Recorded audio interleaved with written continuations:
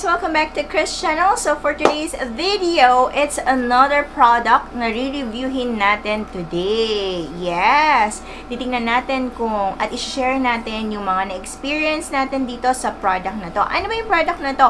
Of course, alam na ng lahat. Eto, 'di ba? Alam mo na to, 'di ba? Okay. It's the Fresh Skin Lab 98% Tomato Glass Skin Soothing Gel Lotion. There.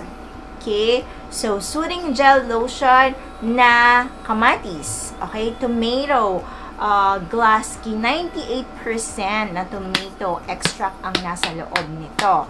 Okay. Start muna tayo sa packaging. Hindi ko masyadong nagustuhan yung packaging niya kasi yung cover niya hindi nalalak. Okay? Pag ginanyan mo siya, ayan, binuksan mo siyang ganyan. Ayan, di ba? Okay, bubuksan natin. Hindi siya malak-lak, oh. Ilak mo siyang ganyan, mabubuksan ulit siya. So, ayun. Katulad din siya nung Jeju Aloe Ice at saka nung isa na soothing gel, aloe vera and snail. Parehas sila na 300 ml. And this is from Watsons. I bought this in Watsons. So, nabudol-budol na naman tayo ni Watsons. Ewan ko ba kapag napapadaan ako sa Watsons, parang vacuum talagang dinadala ako sa loob no? Parang minamagnet ako pa loob. Okay, yung mga girls dyan makaka-relate, okay? So, yun ang packaging niya. And then, yung price niya is 245 pesos. So, mas pricey siya kaysa dun sa mga nauna. Alam niyo naman yung mga nauna, Jeju Aloe Ice at saka yung soothing gel, aloe vera and snail with snail at chuchu. Ayun yun, okay? So, this one is tomato. So, tomato 98% glass skin. So, ano ba yung mga pwedeng benefits nito or kiniklaim na content nitong product na ito? Alam naman natin na ang kamatis, okay, nakakaganda ng skin. Pwede mo siyang hiwain sa gitna at ikaskas mo dyan. Siyempre, tatanggalin mo ng buto, diba? Ikaskas mo sa skin mo yung mga natural mask, natural moisturizers na pwede natin gawin, mga homemade moisturizers, skincare na pwede natin gawin sa bahay lang.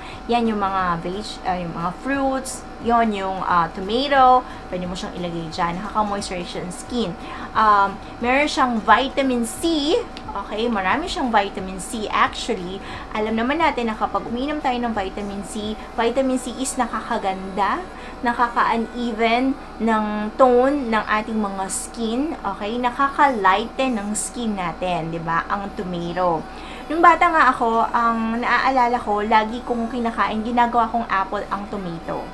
Okay, lagi ko siyang, ewan ko, basta gustong-gusto ko siya, kinukuha ko siya sa ref, tapos kinakagat-kagat ko siya lagi. Siguro nakakatatlong tomato ako ng isang araw. Ganon, pinapapak ko siya nung bata ako.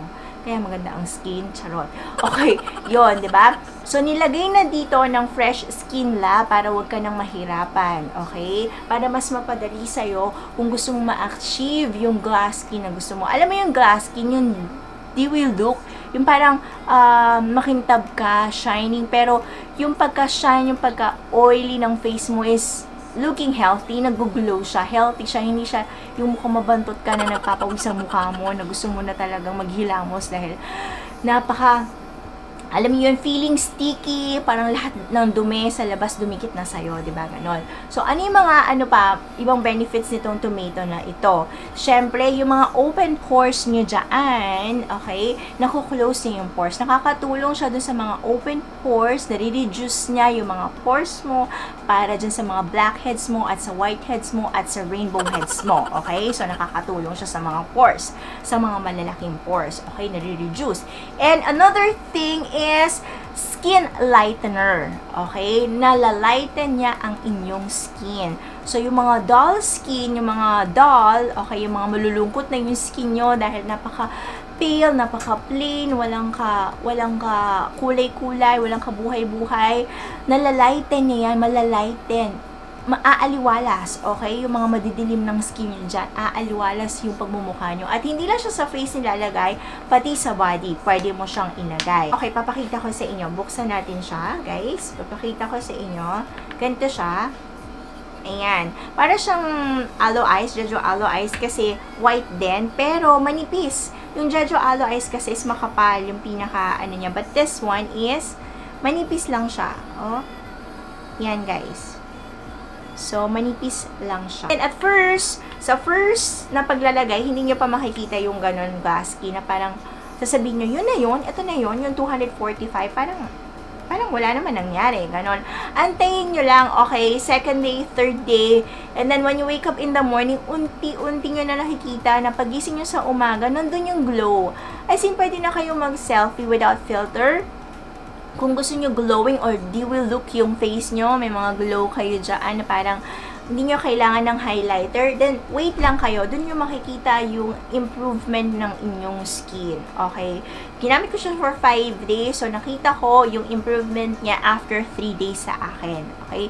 Hindi ako acne prone. Hindi rin malalaki yung pores ko dyan. So, ang gusto ko lang is talagang parang dewy look.